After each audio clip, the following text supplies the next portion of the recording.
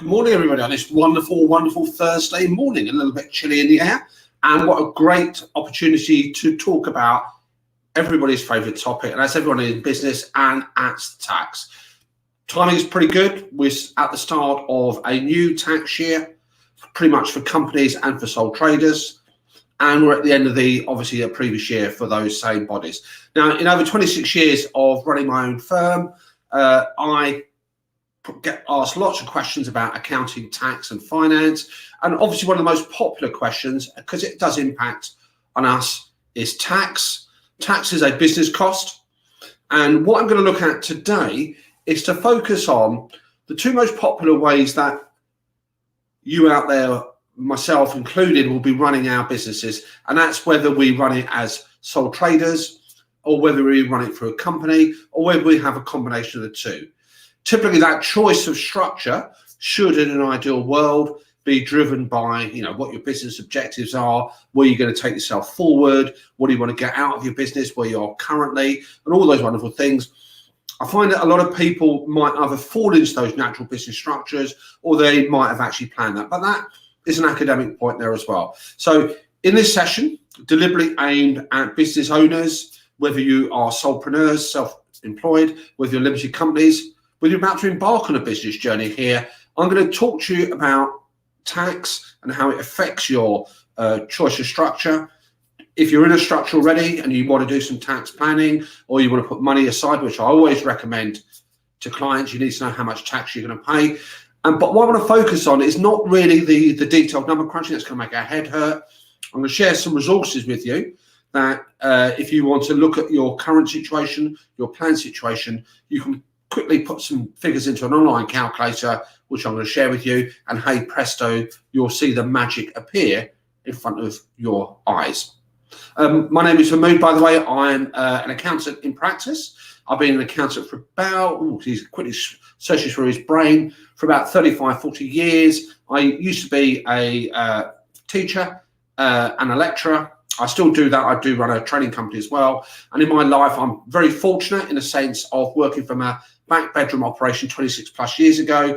I've got a great team here who help me run my business, help me deliver value to clients, providing a whole wide range of services. But as far as the broadcast today is concerned, it's been shifted from when I used to have it on a Saturday up to on a Thursday morning. It's predominantly there as a tool, a resource to do a number of things. And that's improving your business money mindset. That's for making sure that you make good profit in your businesses. That's really a key thing. And if you haven't got that structured in the format of your thought process, then you're largely going to have a hobby and you're going to find it very difficult to grow and develop the business that you actually need. Also, I'm going to be sharing over the next few months, few weeks, in terms of tips to help you in terms of managing the business internally.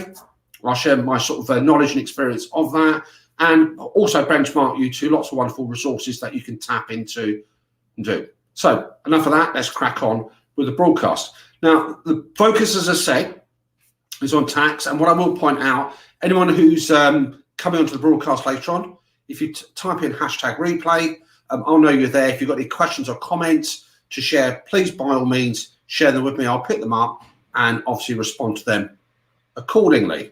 If you do hear any background noise, by the way, this is a working office as well, so it'll be some of my team coming in, starting their working day. It'll be perhaps people dropping things off. So again, I'm not going to make any apologies for any background noise or disturbance. As I said, this is a real life. This is not in my back bedroom anymore. Fortunately, I've managed to move out of that some years ago. So as we go through, if there are questions coming up, fire them into the comments box. If you've got tips to share, feedback accordingly, then I'd love to hear that as well. So let's crack on with the broadcast, and let me show you what we're going to be talking about over the next 20 minutes or so. So if this works, add that to the stream, and then we can see. So we're focusing on self-employed versus company. I'm deliberately, by the way, not going to go down a rabbit hole and do lots of detailed calculations in front of your eyes. For me, once you've got a framework in mind about how these two different business structures operate, how they work, it's much easier then to understand where you are as a business owner. It's much easier to you to say, oh, okay, this is what I'm planning to do. This is how much money I need to put aside. This is the advantage of me actually paying myself more money. And when I look at these situations here, I always look at it as the whole. So when you're talking about a company, for example, which we'll dip into later on, we're looking at the company in itself and the actual owner behind that company in addition. So what are we going to cover in this session? So what I'm going to do, I'm going to take myself away from the screen for a few moments. So you've got that wonderful little slide presentation. I can still pick up the comments, by the way, everybody. So feel free to add and share any comments. And I'll just get this pesky mouse out of the way, if it works. Technology and mice, there we go.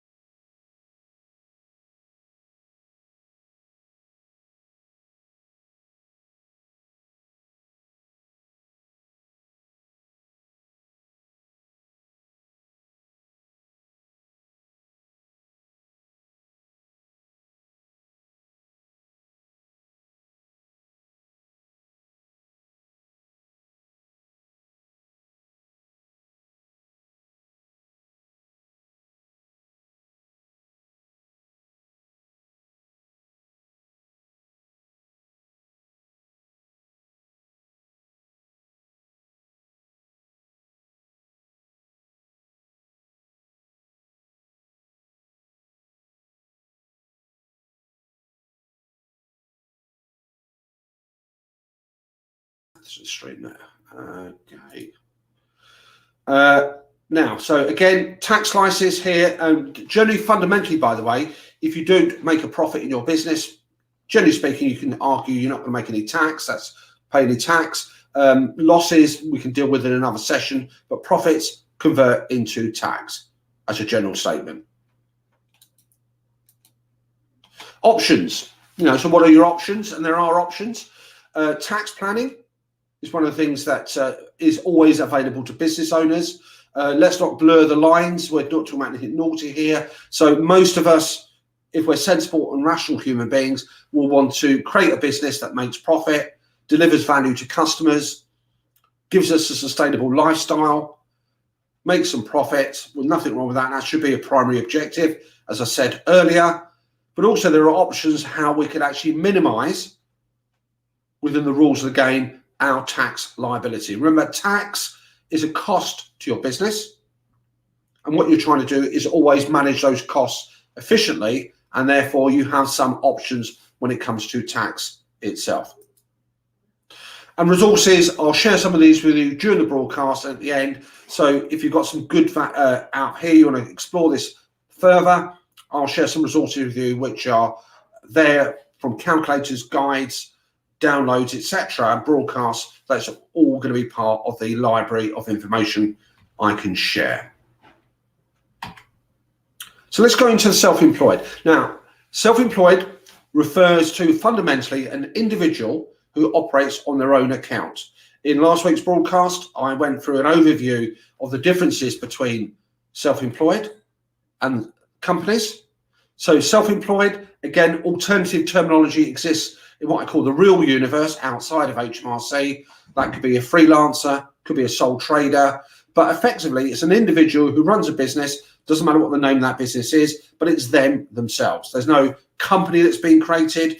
So fundamentally, when it comes to the self-employed, let's have a look at the basis. Now, the key thing is, if you are a sole trader, bracket self-employed, it doesn't mean that you can't employ other people, by the way. Doesn't mean that you can't have big clients, small clients. It's just your business structure. It's normally recommended because it's straightforward, it's simple. Most, not everybody, starts their business life as a sole trader. Some people start their life as limited companies, which isn't always a good thing. But, you know, some people start their business life as sole traders. Now, if that is your business structure, and by business structure, all it says is fundamentally, you haven't created a company to operate from. It's fundamentally you. And when you complete your personal tax return, you complete that personal tax return as you as the individual, and you complete the appropriate section. Now, the basis of any tax charge for the self-employed is the profits that are actually made in their business. So as we said at the beginning, if you do not create profits, if you do not generate profits, there is no tax exposure. If you generate profits, that is the basis point, the start point for which we work out the tax exposure, the tax liability. And when I say profits, by the way, the taxman and yourself or your accountants have two different sets of rules. They wear two different sets of hats. So the profit that you think you make in your business may not necessarily be the same figure that the taxman agrees with. In a future session, by the way, I will be covering more detail about typically what we can claim. But generally speaking, we invoice clients. We've got costs of running the business.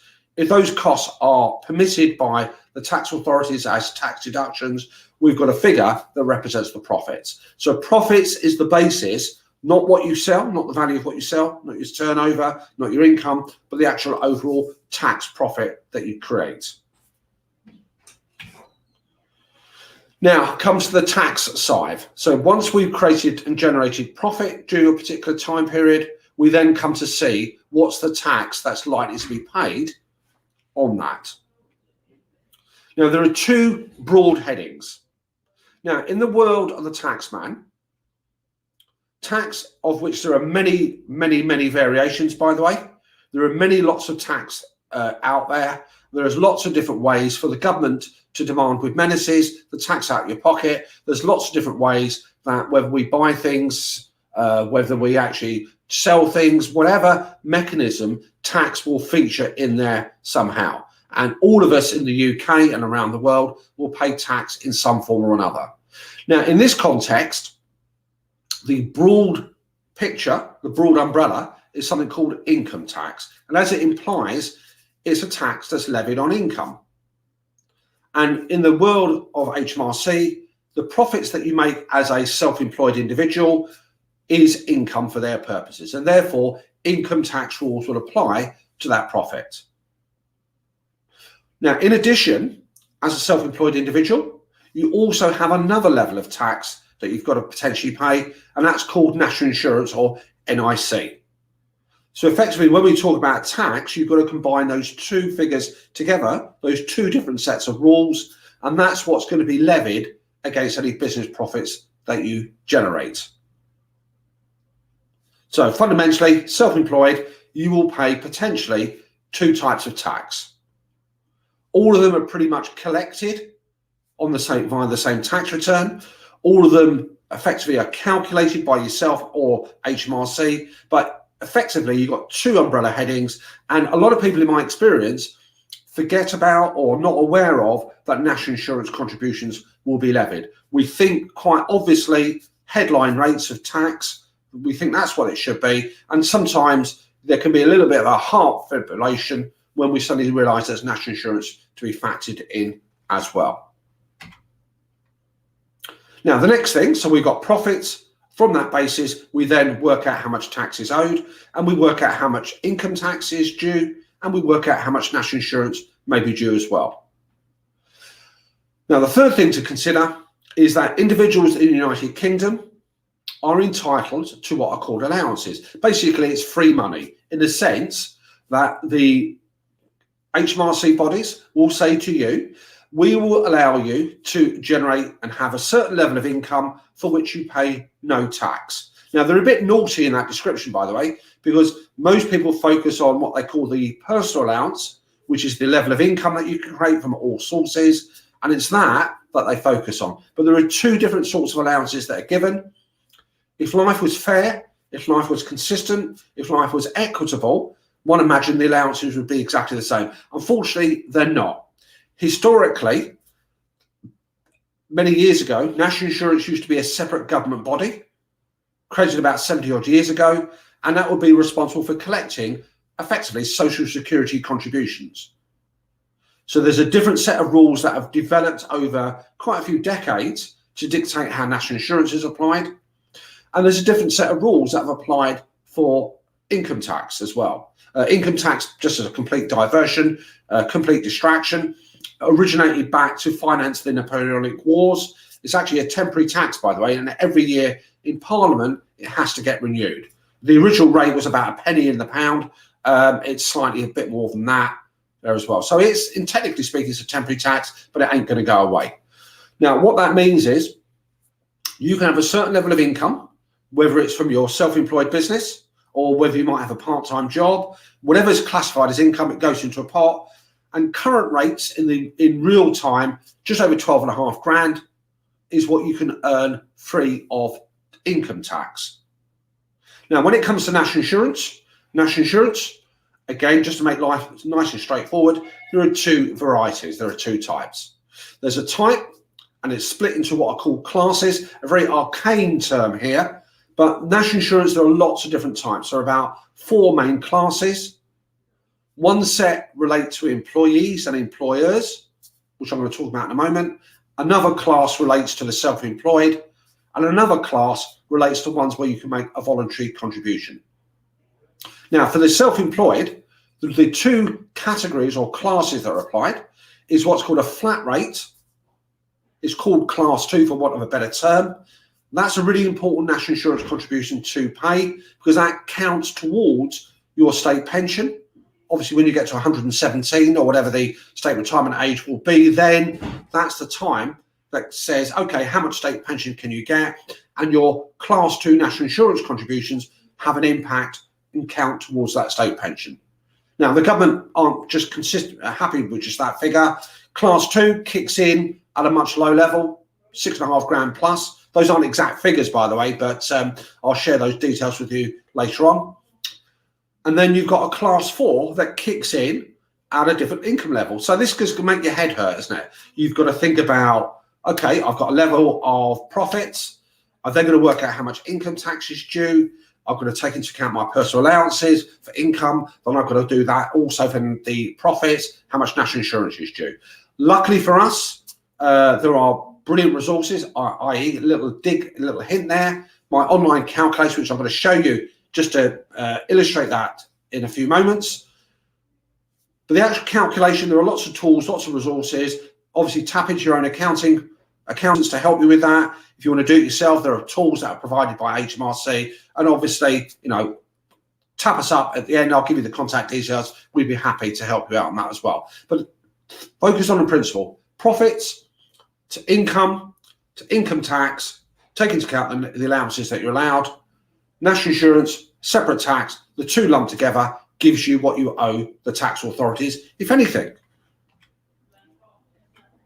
And the calculation. Now, this is the next bit. So once we've done that, once we've worked out the profits of the business in tax terms, once we've worked out the slices that will be taken off, take into account the money that we can have free before any tax is deducted, we then have to consider the whole shooting match. So individually, the tax in the UK, as is probably in most countries around the world, is based on a tiered system.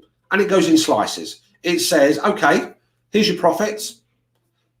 Take off the amount that will allow you to earn tax-free, and then we're going to break that down. So if your income falls between X and Y, that level, we will impose what's called basic rate tax. Now, basic rate tax refers to income tax, not national insurance, and currently that's at the rate of 20% in the UK. Now, if your income is slightly bigger than that, typically the amounts are 50,200 odd for the 21-22 tax year, then you pay an additional rate at 40%. Then, if you earn super income and it goes beyond a certain level, at the moment in the UK it's 150k, then you pay an additional rate on that slice of 45%. So profits, break it down as those three categories, apply the rates accordingly. And that, ladies and gentlemen, is your income tax bill. Generally speaking, the more profits you create, the bigger your tax bill. National insurance, by the way, follows a similar pattern. You can have some free. You then pay national insurance at a rate of about 9% up to a level, and then you pay an additional slice of 2%. So there's no exemption. You will continue to pay national insurance. The good thing about the national insurance, if you can call it a good thing, is that the additional bit is slightly less at 2%. Again, those rates don't need to concern ourselves. Now, if you're sitting there and your head's getting a little bit stretched with all these numbers, focus on the principles. And I'm going to share at this stage now a resource that I'm going to dip back into at the end when we come to what's called a comparison. Now, on my website, if you look under the resources section, I'll share the details with you at the end. There's a tax calculator that's been created, which actually looks at those two scenarios, sole trader and limited company. I'm just going to show you the sole trader aspect now. I'm going to introduce the limited company later on, and then I'm going to show you how you can jump between the two. Now, in the UK, we have a very peculiar system of income tax based on what are called tax years. Now, we, in real time, as of today, the 8th of April, 21, we're in a new tax year, 21-22. This calculator, by the way, has been structured to also give you a guesstimate of what your tax bill will be for the 2021 year, the one that's just finished a few days ago. There wasn't really a big uplift in how much the government allowed you tax-free. There wasn't really a big uplift in terms of how much national insurance you'd pay. So the rates are largely similar, but not exactly. And like with all guides, all calculators, this is a pretty good one, by the way. I am quite proud of it myself, but it's a good guide, but obviously nothing is as accurate as actually doing the actual detailed number crunching. So as we see here, hopefully that comes up quite well. Select the sole trader. Obviously, if we have a very low profit, it will automatically work out how much tax that you owe. And as you can see, the more that you earn, the more tax that you'll pay accordingly. And that takes into account the income tax that will be due, and that will also take into account any national insurance that's due as well. So as we go up, that's the tax on those profits. The more we go up, you'll suddenly see a big jump in a moment. And that's a big jump because once we hit over the what's called a certain limit, which makes you what's called a higher rate taxpayer, then you pay the extra 40% on that tax, and then you pay some extra national insurance. So don't worry about memorizing the rates. Don't worry about thinking, what are the numbers? What you need to do here is to look at this slider. You can play around. And I would say I'd use this in 2 or 3 ways. Number one is to say, if I'm going to start a business, what's the structure? If tax is an influencing factor, which it should be, what's it going to be? Secondly, if you are a sole trader, if you are self-employed, you want to guesstimate your tax, which I always recommend that you put money aside to cover those future tax bills. You can see what your exposure will be. So let's go back to our wonderful slides. Now, what I want to do now, ladies and gentlemen, is to move across to companies. So if you make a business decision to say, I'm going to operate a business, but I'm going to operate it through a limited company. So, for example, I have a training company. It's called Knowledge Grab. So if I was going to run courses, I'd run those through my company, Knowledge Grab Limited. Obviously, it's me delivering a lot of the training. It's me who's doing a lot of the work there. I might engage freelancers to help me as well. But effectively, even though it's fundamentally me that clients will be dealing with, it's my company that raises the invoices. It's my company that collects the money. And in legal terms, a company is a separate legal person. So it's literally like me sitting here, my company sitting next to me, and that's in law a different person. It can make contracts on its own account. And that idea of a separate legal body means that now suddenly, in the eyes of the taxman, you're no longer self-employed. You're now operating through a company and your status changes. You are now the director of that company. You are potentially also the employee of that company, and therefore we have a separation. Now let's look at the corporation tax first of all. So we're talking about this thing that's been created, this company, and that company as a separate thing, as a separate legal business structure, will now comes under the corporation tax rules. What does that mean? Now in this situation, and typically even if it's your own company, typically for most private companies, there you've got a situation where you've got two slices. And when we talk about companies, by the way, we can apply this to not-for-profit companies. We can apply this for CICs. We can apply this to social enterprises. A company is a separate being in its own right. Now, there are two slices of tax that will be taken out from your profits. One is the company tax. So a company will pay tax on the profits that is created. And number two, obviously you need to get your hands on that money for your own lifestyle, for your own living costs, to run your own household, to pay your own bills. So there's money that's going to be taken out of that company. So potentially now it triggers two charges. One is for you, the individual, who's taken that money out of your company. And number two is the profits the company creates. For me, when I do any sort of tax planning, any tax advice, when I look at business structures, I always combine the two together. You cannot just look at the company taxation and ignore your own personal situation, because in reality, you are one of the same. It's your money. You need to look at it as a combined picture. And here's the tax. Now, the tax is, first of all, you've got corporation tax that will be applied, and that corporation tax will be applied on the business tax profits. Now, the good thing is, largely, but not exclusively, there's a lot of similarity between how we calculate tax profit for a company and tax profit for an individual, for a self-employed individual. There are some distinctive differences here, but fundamentally, let's assume they're quite similar. There are some differences, but there's a large amount of similarity as well. So the profits the company creates, then you pay corporation tax on those profits. I want to say your company will pay it, but obviously you're going to be doing the bank transfers and the like. Now, remember on this one here, on corporation tax, that's on the business profits. Then, depending on how you take that money out of your company, you've got then tax to pay on that money that you have for yourself.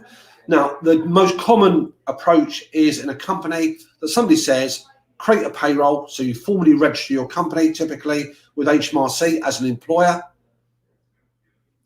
You then pay yourself a salary. That is subject to what's called PAYE, pay as you earn. A bit of a historical fact. PAYE was introduced back in 1944 to help finance and get cash coming in for the exchequer at that time. And it's probably, as far as HMRC is concerned, the best ways for them to collect tax, because they've got hundreds of thousands of unpaid tax collectors, myself included, who, when they have employees, including yourself as a director, you take money off, you administer that, submit the forms, and give HMRC any money that's owing. So you've got then that slice of money that's taken off your income, PAYE, national insurance, and the like. And then when you come out of the company, when you do your personal tax return, the income that you have got is the money that you've taken out of the company, your salary.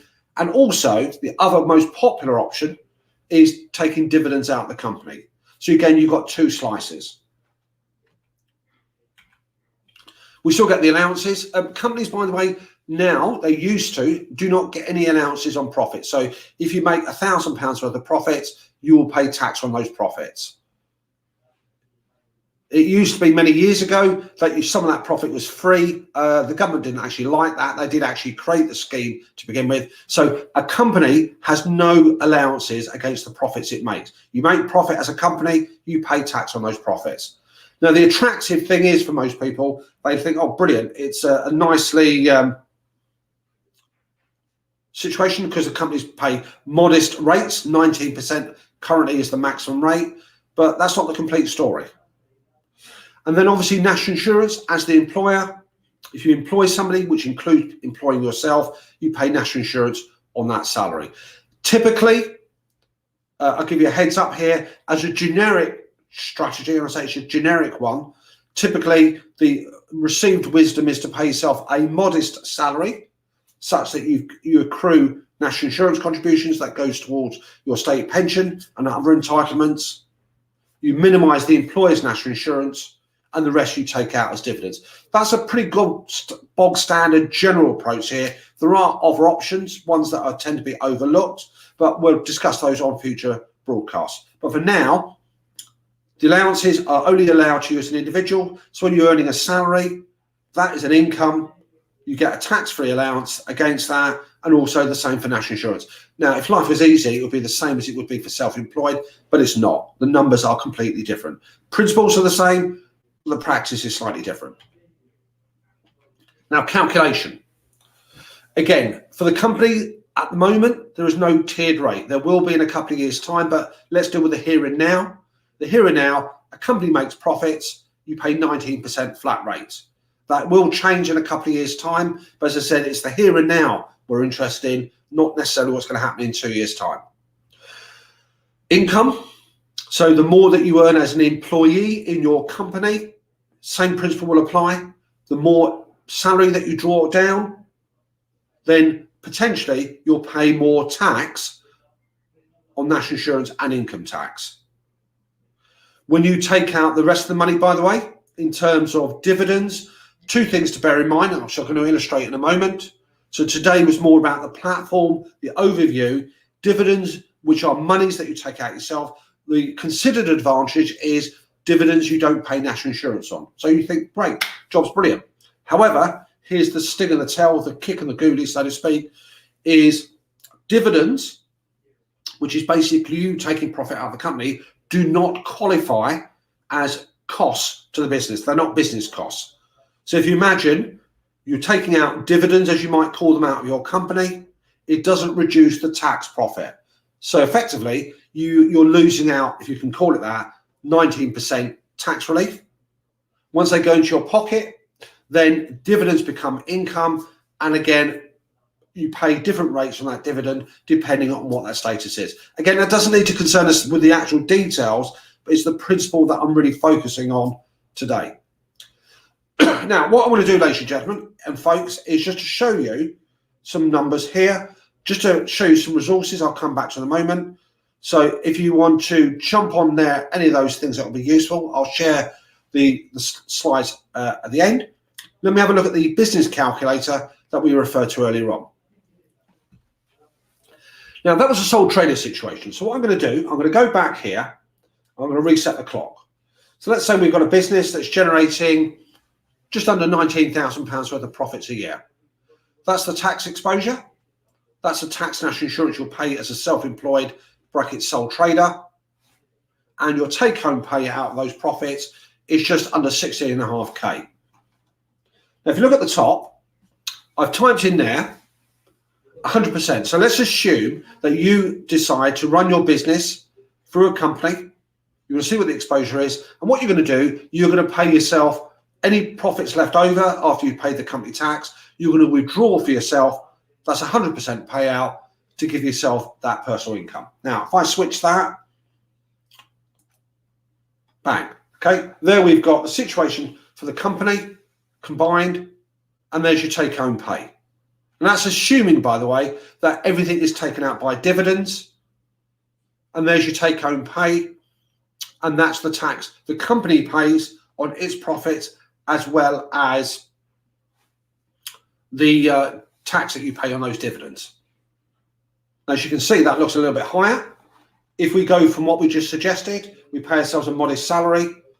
In this one, let's just say it's over 11 grand. The slider, by the way, allows you to play around with options. We can see now a reduction in the company and personal tax bill, and that's because your salary counts as a business cost. It reduces the tax profits, reduces the corporation tax, and therefore, as a result, you're taking less of what you need as dividend, and therefore it has a positive impact on the overall tax bill. Some concluding comments here, folks, before we wrap this thing up, is when you decide how much to take, and again, I'm going to be looking at dividend strategies and other aspects of running a business in future broadcasts, you need to think about what is it you need to draw down from your company to give you the lifestyle and what you need here. So effectively, one of the dangers is that you might leave all that money wrapped up in the company, not using it. And as we'll see later on in future broadcasts, that can be a potential kick in the pants, and it can be quite dangerous as well. So have a play around with the calculator. You can see as the profitability of the company increases, the tax works out accordingly. You can, if you wish to, give yourself a lower dividend. Again, I would normally recommend that you keep something in the company to cover future costs and investment and development, and therefore it will give you all those options there. So let's remove that. What we're going to do here, add that back to the stream. Now, just in terms of a wrap up and what we're going to do next, a variety of ways to get hold of us. Check there's loads of free stuff. I publish a weekly podcast, blog and vlog. Obviously, I was going to say every week. Well, it would be if it was weekly. So grab that. Hope you found it useful. Let me take that out of the stream. So just to summarize, think about your business form, whether you're a self-employed or company. Think about in terms of the profits that you make. That's the basis of everything. And then all that will then determine how much your tax exposure will be. For me, be practical. If you roughly speaking know what your tax exposure will be by following a particular path or what you're in with currently, that says to me, that allows you to put that money to one side. And I would always recommend to any business owner to say, once you know what your tax bill is, link that to how much you're selling and then put a percentage away. Typically, as a finger in the air, if you're a limited company, you might want to look at, play around with your numbers, depending what your cost base is, put away 10 pence in the pound in a separate account to cover your tax bills. If it's personal, again, put the money to one side. As you go along, save the money, put it in a separate deposit account. It's ring-fenced. Therefore, when it comes to paying the tax man, which they will want at some point, you're not going to get caught short. There's not going to be any nasty surprises coming through the woodwork. Number two, more critically, is don't let tax dominate your thought process too much. Now, you might think that's quite a bizarre statement to make. Bear in mind what I've just been talking about. But here's the thing. Yes, the more you make, the more the tax will squeeze that as well. So that might be considered a disincentive. But effectively, depending where you're falling is commercially generating more income, you will still be left with a proportion of that. You know, that may or may not be an influencing factor in how you take your business forward. But commercialization, upscaling, profitability may be your bag. Don't let the tax drag you down. There are always ways to reduce quite legally and legitimately your tax exposure. Folks, if you've got any comments, follow up, please fire them in the comments box. And for that, thank you very much for your company. Enjoy the rest of your day, and I'll see you guys next week. Let me lead out the song. It would be useful, wouldn't it? Let's do that.